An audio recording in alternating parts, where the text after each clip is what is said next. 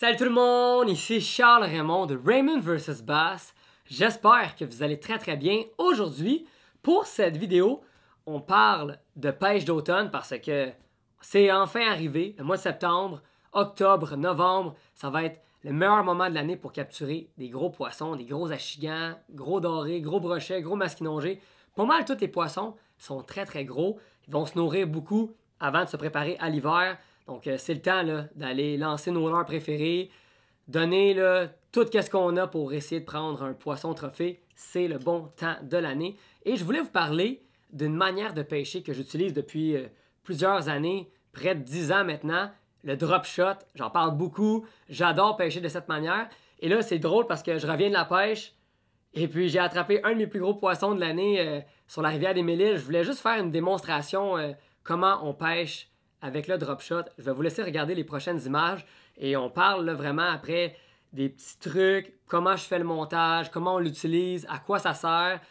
Et on parle vraiment de tous les détails. Alors, j'espère que vous allez bien aimer. Comme d'habitude, un petit j'aime, c'est tout le temps cool. Et sans plus attendre, bien, je vous laisse regarder les prochaines images. Bon visionnement tout le monde.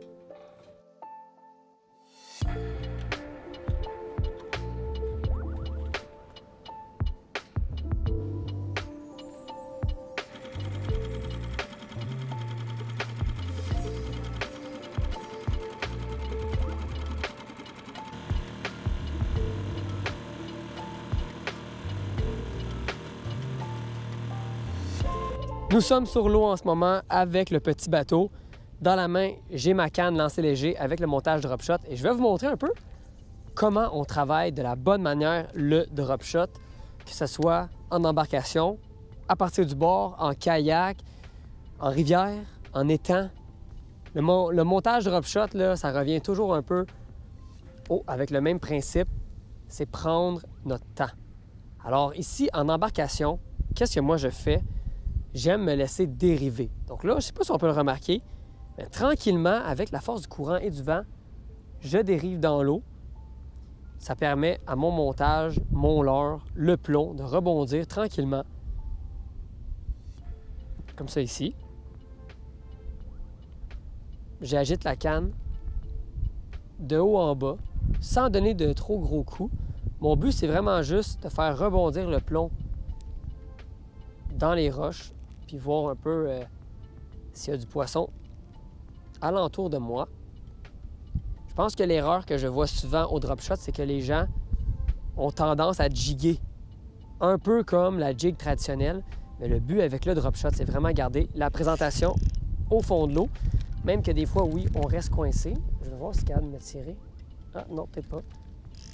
Bon, je suis vraiment pris. Je vais avancer.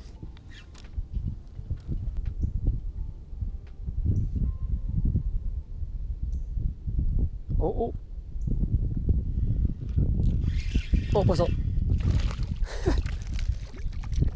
Premier poisson au drop shot. Ici, il y a à peu près une profondeur de, je dirais, une quinzaine de pieds. Ouch! Bon, premier poisson.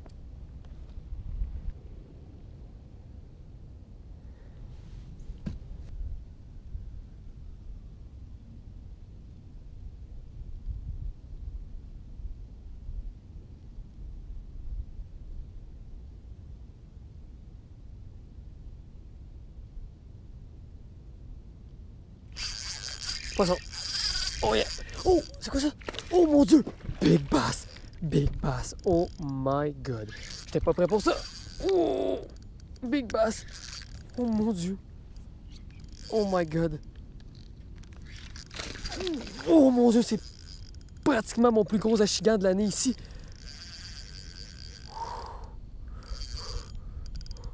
Oh mon Dieu, le drop shot. Je vous l'avais dit.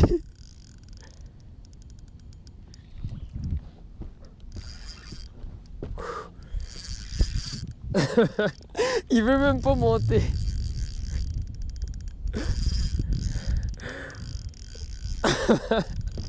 Je suis crampé. Oh mon Dieu.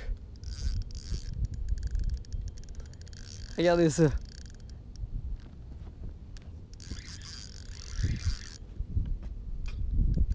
OK. OK. OK. Pas de filet. C'était une journée de démonstration. Je savais pas que j'allais prendre un poisson gros de même. On reste calme. Le plus important. Toujours d'attention sur le fil à pêche.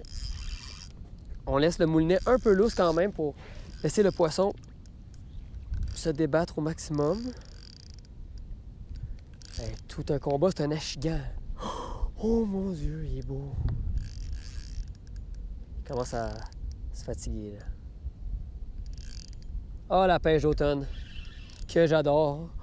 Viens-t'en. Oh mon Dieu, non! Oh my God! Oh mon... Oh non, OK. Non. Oh mon Dieu, OK. Oh mon Dieu. Oh my God. Big bass. Oh mon Dieu. Je vais enlever ça.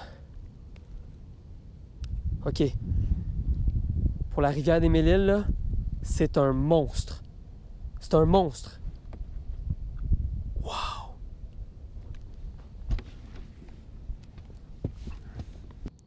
Voici la raison pourquoi j'insiste d'essayer le drop shot en automne pour prendre des gros poissons comme ça.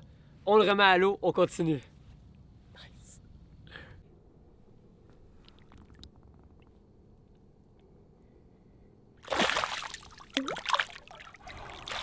Je pense qu'on peut dire que le drop shot fonctionne vraiment bien.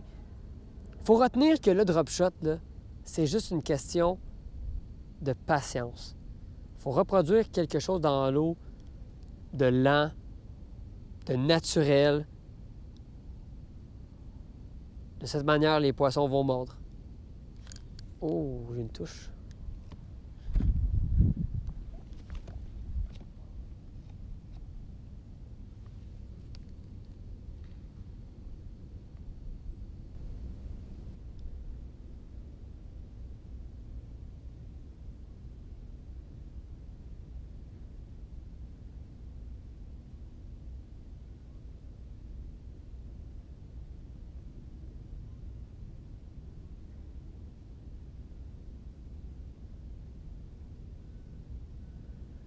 On bouge tranquillement la canne.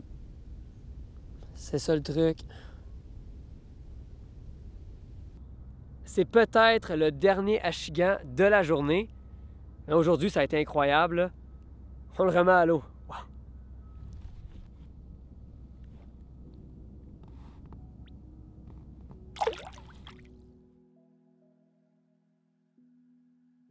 Bon, comme vous avez vu, pêcher au drop shot, c'est pas si complexe. Ça demande uniquement d'avoir la bonne canne, le bon fil, le bon type de poids, hameçon, leurre et avoir la bonne technique, bien évidemment, pour agiter et rendre ça réaliste dans l'eau. Donc là, le drop shot, ça revient toujours à la présentation qu'on veut donner, qu'on veut faire dans l'eau. C'est vraiment une question de bien bouger le leurre sans trop l'agiter, prendre notre temps, être patient, être attentif au bout de la canne, être capable de bien lire le fond de l'eau avec notre poids, que ce soit avec un plomb ou un tungsten. L'idée là-dedans, là, c'est que lorsqu'on fait un lancer ou qu'on pêche à la dérive, c'est de garder un bon contact avec le sol, sentir le poids frotter entre les roches, les branches, dans le courant et être capable de détecter une touche et la différence entre une roche. C'est vraiment ça qui va faire la différence au drop shot et ça part souvent de la canne à pêche, l'action et la puissance.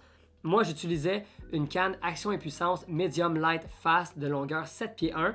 La nouvelle canne de chez 13 Fishing, la canne haute, qui est complètement incroyable, qui va être disponible aussi très bientôt en 2025, alors à surveiller en magasin chez Sail. Après ça, comme moulinet, ça pourrait être taille 1000, 2000, 3000, c'est une préférence. Moi, personnellement, j'aime ça avoir un moulinet de taille 2000 parce que c'est vraiment la bonne taille, pas trop lourd, ni trop petit, c'est vraiment juste parfait. J'ai du fil tressé, 10 livres de résistance à l'intérieur avec un bodling en fluorocarbone, 10 livres aussi. Le bodling en fluorocarbone va ajouter une transparence, une belle invisibilité et aussi c'est contre l'abrasion, le fluorocarbone. Donc quand on passe à multiples reprises dans les roches, ben je vous le dis, avoir un bodling en fluorocarbone, c'est vraiment pratique. Parlons du montage maintenant. Vous avez vu, c'est rien de trop complexe.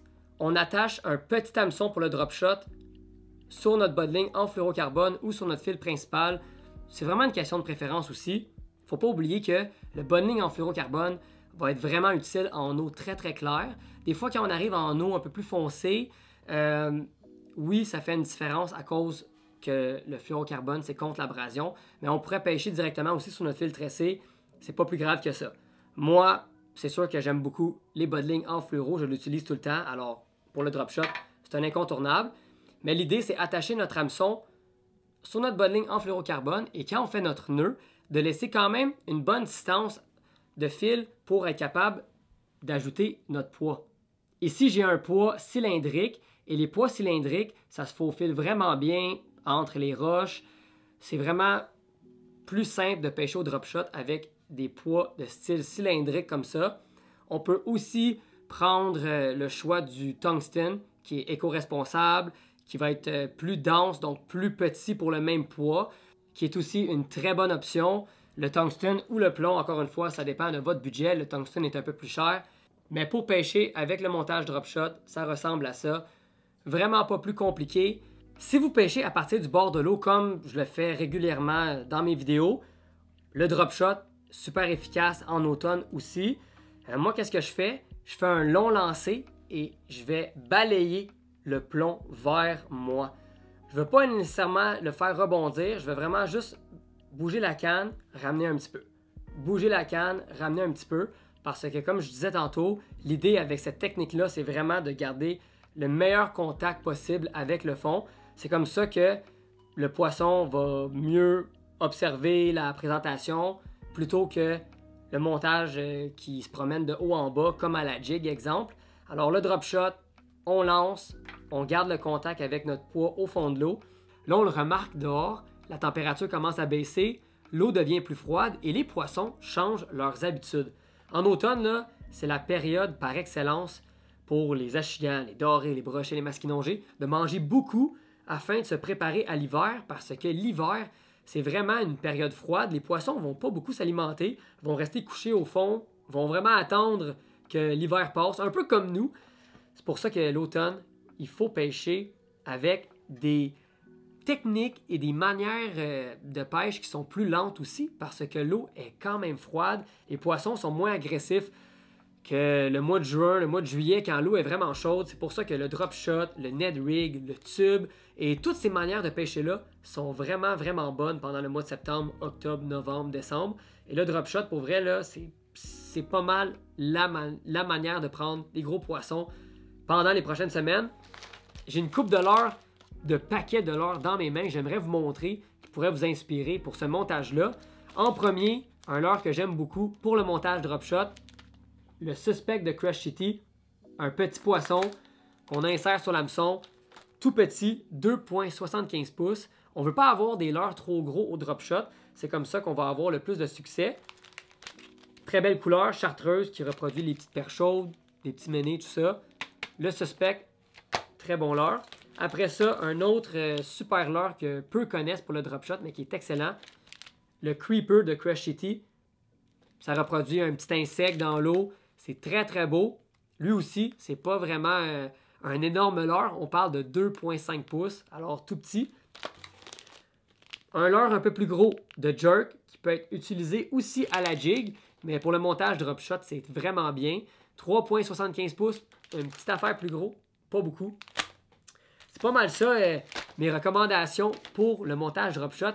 S'il y a des leurres que vous avez dans votre coffre qui sont pas trop gros, je vous conseille d'essayer ça avec le montage. Vous allez voir, c'est vraiment le fun. Et c'est pas mal ça. On a fait le tour du montage drop shot. Maintenant, il faut aller pêcher, prendre du poisson. Il faut en profiter, je vous le dis. Allez dehors, habillez-vous chaud, un petit hoodie, une tuque et allez lancer votre montage drop shot. Je vous promets que même si ça ne mord pas, vous allez avoir du plaisir. Il faut en profiter avant l'hiver. Et c'est ça, on a fait le tour. J'espère que vous avez bien aimé la vidéo. Si vous avez d'autres questions par rapport à ce montage-là, les équipements, d'autres questions précises, dans les commentaires plus bas, laissez-moi savoir. Ça va me faire plaisir de lire tout ça. Et si vous avez aimé la vidéo également, un petit j'aime, c'est tout le temps cool. Et on se revoit très bientôt sur un prochain épisode de Raymond vs Bass. À la prochaine tout le monde.